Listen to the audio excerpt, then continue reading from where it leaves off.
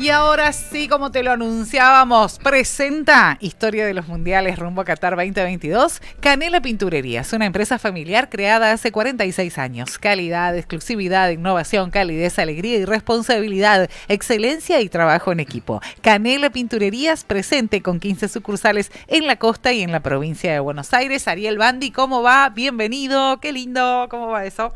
Bien, bien, buenas tardes, Meche, para vos, para todos y todas los que están escuchando. Hoy con un mundial más en esta, bueno, justamente acá en las pantallas estaba a 10 días del mundial. Estamos a 10 días solamente de Qatar, a 10 días de Qatar 2022. Vamos a hablar de Alemania 2006. Ajá, sí. Alemania bien. 2006. ¿Qué sorpresa tuvimos con Alemania 2006? Alemania 2006 nos tocó justamente enfrentar en cuartos de final al local. Y bueno, quedamos eliminados por penales, una recordada tanda de penales. Y tuvimos algunas sorpresitas que el equipo campeón fue Italia, justamente, ahora lo vamos a repasar bien. Sí. Y el cabezazo de Zidane, ¿no? El cabezazo de Zidane a Materazzi en la final, justamente. Claro. El gran cabezazo de Zidane que tuvo hasta un jueguito, un videojuego con el cabezazo, ¿no? Con la potencia de ese cabezazo que determinó la expulsión de esa final a la figura de Francia. ¿No? Qué terrible ese día porque me parece que tal vez ahí fue la gran bisagra mundial de cuando empezábamos a hablar del racismo desmesurado, del desprecio, ¿no? Bueno, ya lo veníamos hablando en estos mundiales cuando Francia es campeón en el 98. Sí. 8 nada más de los 25 seleccionados por el técnico francés eran de padre y madre francesa, los demás inmigrantes, ¿no? De Argelia y de colonias de África y demás países que Francia tenía dominio ahí y que era o de padre o de madre, y bueno, se fueron nacionalizando y terminaron jugando en su mayoría no naturales de Francia, no de padre y madre natural, sino nacionalizados. Claro, exacto. Y digo, con esto también en el mundo se empieza a hablar de el juego limpio, de esto de la no violencia en el fútbol, aunque bueno, nos falta todavía un montón, ¿no? No, seguramente. Bueno, yendo al Mundial de Alemania 2006, 32 años después, Alemania, recordemos que había organizado el Mundial del 74, pero esta vez como Alemania unificada, ya no en Alemania Occidental, en Alemania Oriental, sino una sola nación, que era esta poderosa Alemania, que bueno, el Mundial tuvo como nombramos habitualmente los cambios reglamentarios o las innovaciones, ya sin gol de oro. Ese gol de oro que se había instrumentado en el Mundial de Francia 98 y siguió en Corea-Japón 2002, ya no era tal. Duró poco, ¿no? Duró 2 mundiales y volvieron al formato original, más que nada por las presiones de la televisión, porque si el gol de oro era el minuto del alargue o el minuto del tiempo extra de cada partido cuando terminaba empatado en los 90, terminaba el partido y te dejaban 29 minutos sin poder justamente la transmisión de vender publicidades. Así que un poco de la televisión... Una cuestión económica, digamos. Presionando para eso, exactamente. Alemania, bueno, empezó ganando este mundial porque ya es la primera vez también, el cambio que también se introdujo en este mundial, que el campeón anterior, que había sido Brasil en el 2002, no empieza jugando el mundial como era habitualmente, se hacía en todos los mundiales. Argentina campeón en el 86, empieza el primer partido en el 90. Claro, el defensor, digamos, de la Copa. El defensor de la Copa empezaba, Argentina 78 empieza en el 82. No, esta vez el cambio es que el anfitrión, el local, empiece ese primer partido que Alemania termina ganándole a Costa Rica 4-2. Con algo que para los argentinos también recordamos, porque el árbitro fue Horacio Elizondo, el argentino, que termina dirigiendo casualmente, o no casualmente, con Argentina ya eliminado en cuartos, y con un buen desempeño, la final. Y es el que expulsa a Zidane. ¿Fue nuestro primer argentino en final? ¿Nuestro primer árbitro? Sí, después lo repite Néstor Pitana. Pero pero la primera vez fue de Horacio Elizondo, que terminó ese mundial, se retiró. Y claro, después del mundial se retiró ganador y arriba. Claro, exacto. En este mundial también se dieron 2 debuts que ahora van por su 5º mundial. Uno es Lionel Messi, obviamente, con 17 años, casi 18 años, se lo cumple el 24 de junio, y Cristiano Ronaldo con 21 años, un poquito mayor, pero también muy joven. Los dos van en Qatar por su 5º mundial, los dos empezaron justamente en este mundial lo que era el duelo del lugar que ya dejaba Zidane y que tenía que conquistar como el mejor jugador del mundo. Bueno, uno en Barcelona, el otro en Real Madrid, y todo lo que después vino a nivel de Champions League y ligas de Europa, de España, y otros como la Premier League que también jugó Cristiano Ronaldo. Pero bueno, este mundial marcó justamente el debut de los dos. Portugal le fue un poquito mejor que Argentina, llegó a semifinales. Y Argentina, lo que te estaba diciendo, hace un grupo muy bueno, con José Peckerman de técnico, que había llegado después del Mundial 2002 y después de los Juegos Olímpicos de Atenas 2004. Él entra en la selección en el 2005, a 10 años justamente de lo que fue el Mundial Juvenil que dirigía, porque Peckerman era un seleccionador juvenil, que era formador de jugadores, y ahí estaba su lugar, y que ha dado tantos buenos jugadores para la selección argentina mayor, para juveniles, campeonatos, ha ganado 4 campeonatos del mundo sub-20. Bueno, con la salvedad y con, podamos decir, el buen augurio que el Mundial Juvenil sub-20 del 95 lo ganó en Qatar, justamente. Así que Argentina sabe lo que es salir campeón en Qatar, una selección juvenil. Estás muy entusiasmado, ¿no?, con este Mundial. Estoy muy entusiasmado, como deben estar, no sé cuántos somos, porque todavía el censo no dijo, pero más de 40 millones seguros, 50 millones de argentinos, esperando, contando ya las hojitas del almanaque, arrancando el almanaque. ¿Qué faltan? ¿11 días? ¿10 días? 10 días. Ya mañana es un número único, ya no de 2, así que estamos ahí esperando que comience. La camiseta que usó Lionel Messi este Mundial no fue la 10, obviamente, él era un juvenil, y se convirtió en el jugador argentino más joven. Menos de 18 años, más joven jugar, y el más joven en marcar un gol. Porque en el segundo partido, cuando ingresa contra Serbia y Montenegro, justamente marca en ese 6-0, que fue un concierto de Argentina. Argentina que tenía, a Riquelme con la 10, Aymar, Cambiaso, Mascherano, Saviola, el debut de Tevez también, Crespo, que ya venía del anterior Mundial, y esta lucha de si podía jugar con Batistuta, que tanto marcó la era Bielsa. Bueno, ahora sin Bielsa y sin Batistuta, ya retirado, Hernán Crespo era el 9 de la selección, y el primer Mundial también de Carlos Tevez en esta selección, que también convierte en ese partido. Ese partido del 6-0 con Serbia y Montenegro se da la particularidad de un gol que todavía se recuerda en los mundiales de Argentina, que convierte Cambiaso, pero que la tocan antes 25 jugadores argentinos. Madre mía, qué cantidad de gente. La tocaron todos y varias veces dos veces varios jugadores. 11 jugadores, no, 10 en realidad. Y termina siendo un gol que es recordado en este Mundial. Y el gol más recordado de este Mundial, y el gol elegido como el gol del Mundial, fue también de un argentino, Maxi Rodríguez, que es una volea que la para con el pecho. Acá están haciendo gestos, muy bien, Rolo también.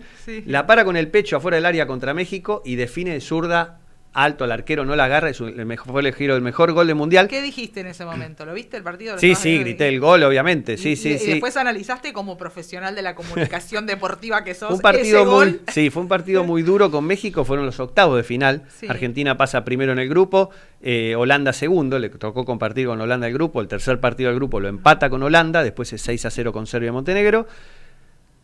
Y el partido con México, que parecía en la previa más accesible, empieza ganando México, empata Argentina, y después ese gol en el alargue consigue Argentina pasar a cuartos, que se enfrenta justamente al dueño de casa Alemania, en un partido parejo, 1-1, se va al alargue también, y se van a los penales. Acá también recuerdan seguramente muchos argentinos que vieron ese Mundial, que tiene una particularidad. Lehmann, el arquero alemán, ataja 2 penales, al ratón Ayala, el defensor, el número 2 argentino, y a Cambiaso, que había marcado el gol, esa tocada de 25 jugadores tocando la pelota. Bueno, Lehmann ataja 2 penales, y después en las repeticiones se ve como se saca un papelito de la media y tenía marcado a dónde le pegaban los jugadores argentinos. Ahí empiezan esa cosa que... Me acuerdo de la polémica del papelito. Bueno, me acuerdo. Tanto la viveza criolla fue esta vez de los alemanes, ¿no? Que lograron logró el arquero atajar 2 penales, pasar a semifinales donde derrotan a Portugal y bueno, después perder la semifinal, después no poder pasar. Pero ¿podemos ser tan predecibles? ¿Se puede ser tan predecible en el fútbol? O sea que el jugador siempre tiene una particularidad. La tendencia algunos el derecho le pega a la izquierda del arquero o la cruza. Son muy pocos los que la cruzan. Generalmente le pegan van a lo seguro. Porque muchos dicen está cerca, son 11 pasos, pero también el arco se hace cada vez más chico con el arquero tan cerca. ¿Cuál es el para vos en este momento? Siempre la pregunta incómoda, ¿no? Le decía a Gabriel Bruno, yo soy la reina. Bueno, no importa, ayúdame igual. De todos los mundiales que venimos repasando, ¿cuál fue la mejor ejecución de penal que viste? ¿La mejor ejecución de penal? El mejor penal que viste. La mejor... que fue con arquero y todo adentro. Ah, bueno, Batistuta le pegaba muy fuerte a la pelota, así era imposible atajarle un penal a Gabriel Batistuta. ¿Tiene que ver con la fuerza que se le pone al otros golpe, usan la calidad o la acomodan, es según, y otros también se le va arriba al travesaño, como se fue a Baggio en la final de Brasil e Italia. Sí.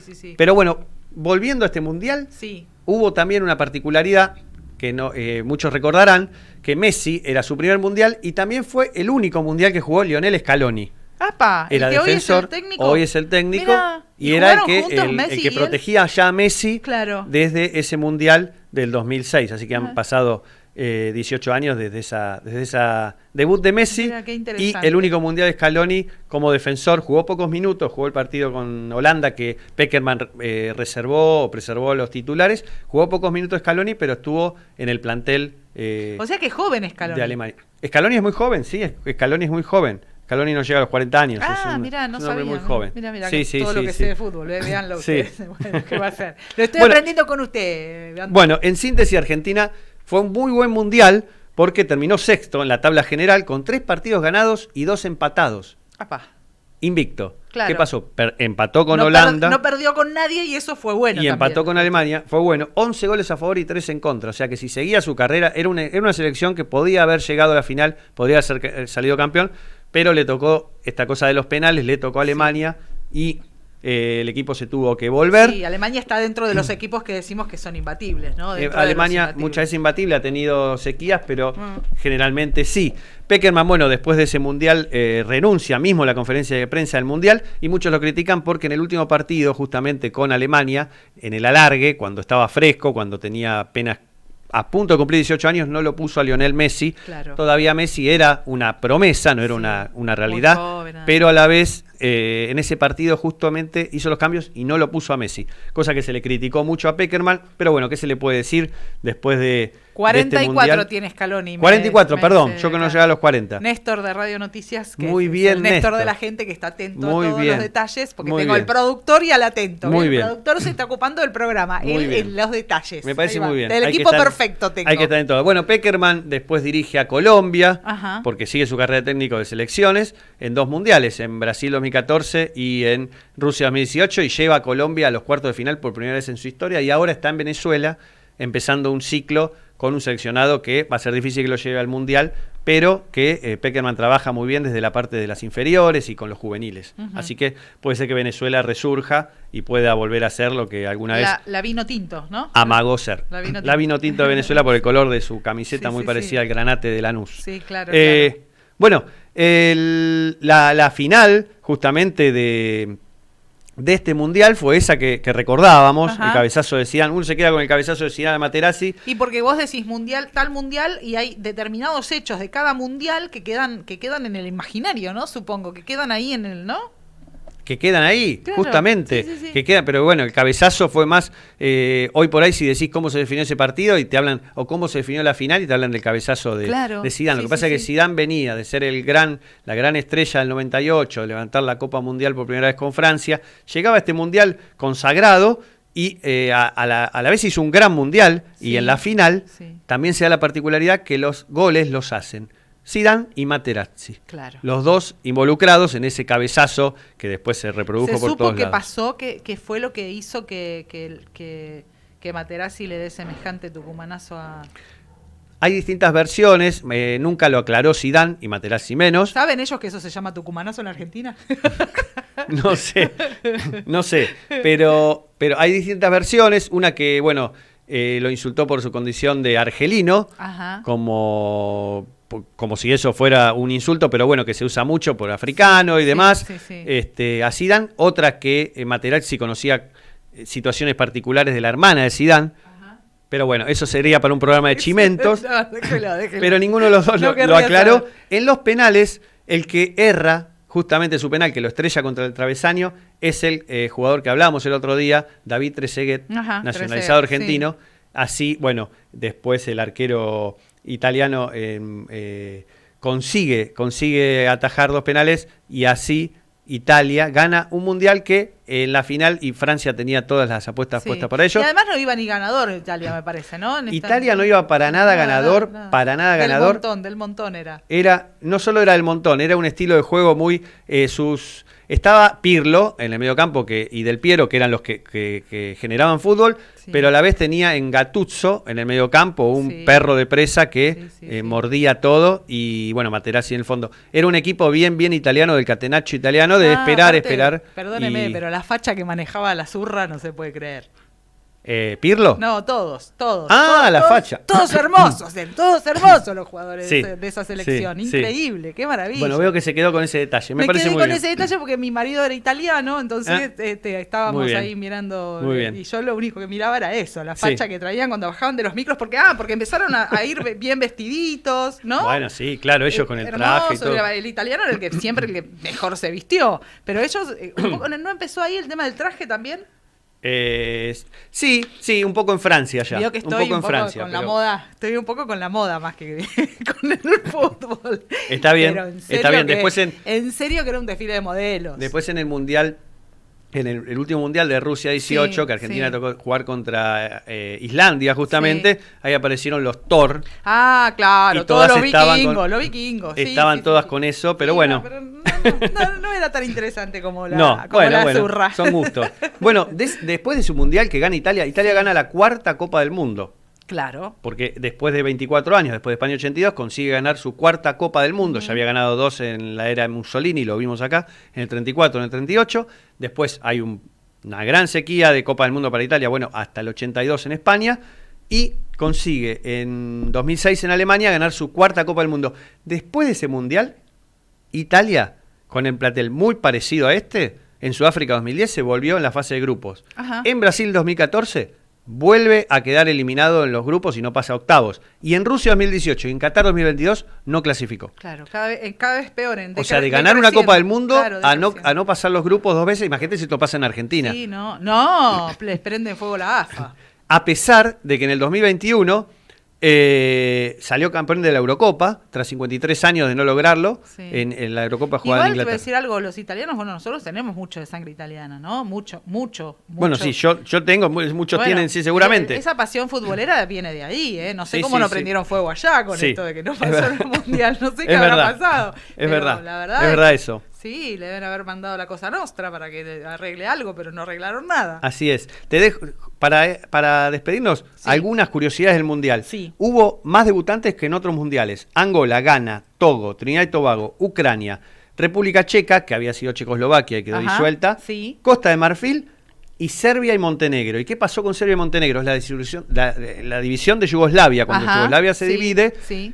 Pero días antes del Mundial se separan, era la guerra en esos terrenos que estaba constantemente en esos años, se separa Serbia de Montenegro. Sí. Así y todo, ya estaban inscritos así, jugaron los Serbia y Montenegro.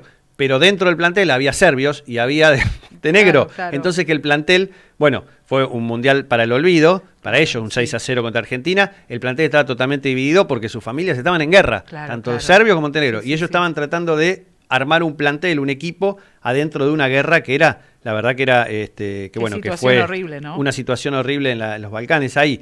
Bueno, y Australia, que fue el primer equipo en Oceanía a clasificar octavos en este Mundial, terminado el Mundial, deja Oceanía, estas cosas que se dan, deja la Federación de Fútbol de Oceanía y se integra a Asia, porque había mucha diferencia con los países de Oceanía, con la selección australiana. Así que fue una particularidad también que un seleccionado deje su federación, como si acá alguien dejara Sudamérica y se fuera a la CONCACAF y jugara con los países de América del Norte.